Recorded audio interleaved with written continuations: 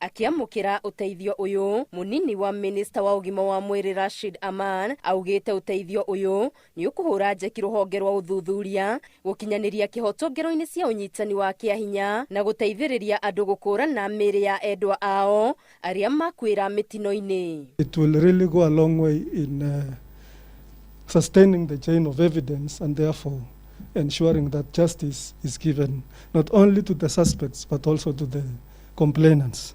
We have an ongoing discussion on how to set up a coroner's department, but we need to look at that legal framework that we are going to give to divisions such as the forensic pathology division here, that will allow them to be able to enhance the work that they do.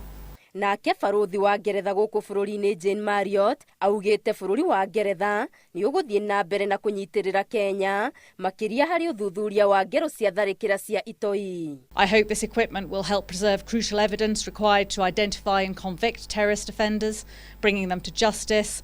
I hope it will also help identify disaster victims and preserve their dignity to prevent further suffering for grieving families and, as you mentioned, support victims of gender-based violence. Thirikari ya Ngeretha iheaga Kenya kĩgĩna kĩa makĩria ma birioni 1.1 oro mwaka gĩa gũteithĩrĩria mbara-inĩ ya kũhĩtana na itoi na kũgacĩrithia ũgitĩri bũrũri-inĩ. Ngĩribotera Inooro TV, Gĩtũ Wangari Maria wa Mũigana.